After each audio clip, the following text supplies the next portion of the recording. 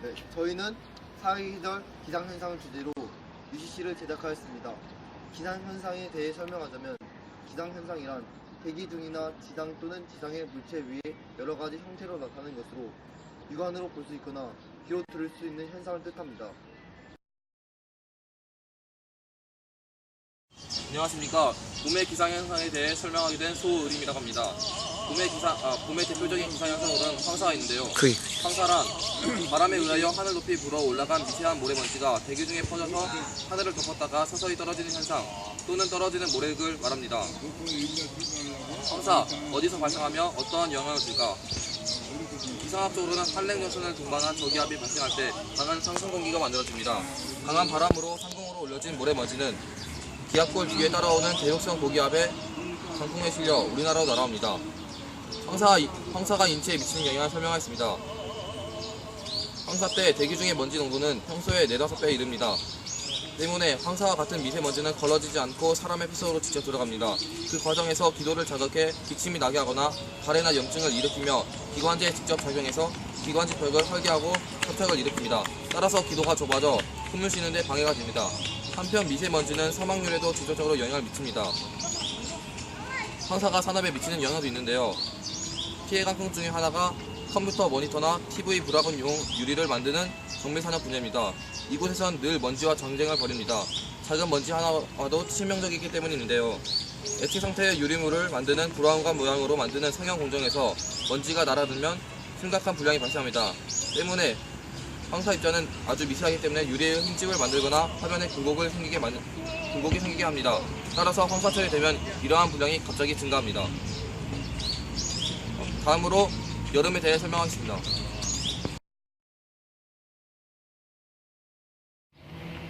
안녕하세요. 네, 저는 사계절 중 가장 무더운 계절 여름을 맡게 된 황재백입니다.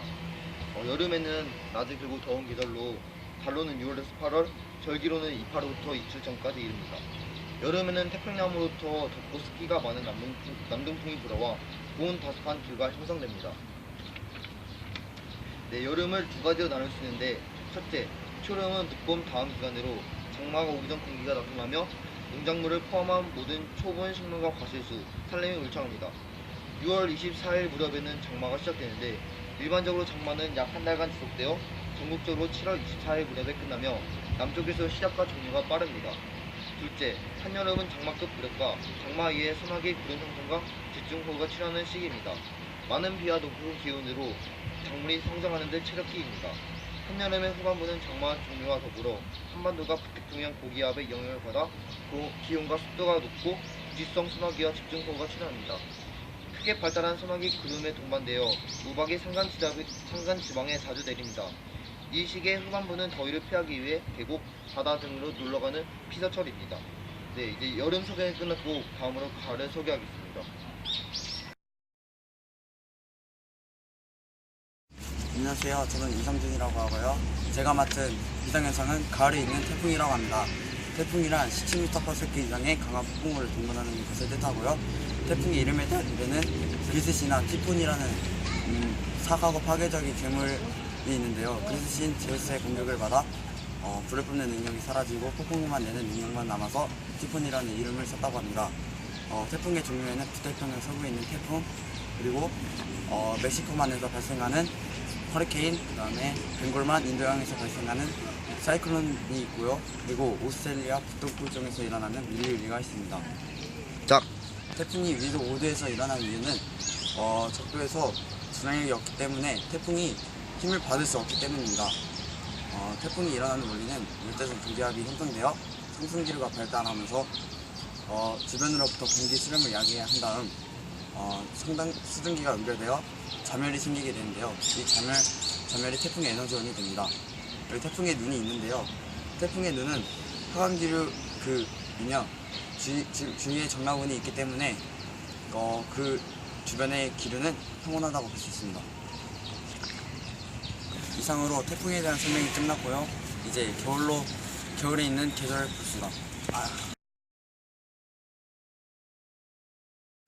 안녕하세요. 홍석주입니다. 저는 겨울을 맡게 되는데요. 겨울하면 눈이 내리는 게 떠오르죠. 그래서 저는 눈이 만들어지는 과정에 대해 조사를 해왔습니다. 네, 그림과 함께 보시겠습니다. 빙정설은 우리나라와 같은 중위도와 고위도에서의 비와 눈이 내리는 원리 이론입니다. 빙정설이라는 이름에 나와 있는 것처럼 구름 속에 빙정이 들어있는데, 빙정이 뭐냐면 빙정은 얼음 알갱이입니다. 예, 그리고 구름 속에는 물방울, 관행각 물방울, 빙정이 있는데, 물방울은 액체잖아요. 네, 액체는 보통 0도씨 이상에서 액체라고 합니다. 근데 0도에서 마이너스 40도씨 사이에서 얼지 않고 있는 물방울을 관행각 물방울이라고 합니다. 예, 그래서 관행각 물방울, 여기를 보시면 관행각 물방울이 증발하여 수증기가 여기 빙정에 달라붙게 되면은 빙정의 크기가 점점 커지고 무거워져서 아래로 떨어지게 됩니다. 예, 그때 아래로 떨어질 때 눈이 되는데, 아래로 떨어질 때 지표 부근이 차가우면 그대로 눈이 내리고, 지표 부근이 따뜻하면 내려오다가 녹아서 비가 됩니다. 예, 그래서 눈이 녹아서 내리는 비다. 그래서 찬비라고도 합니다, 이 비를.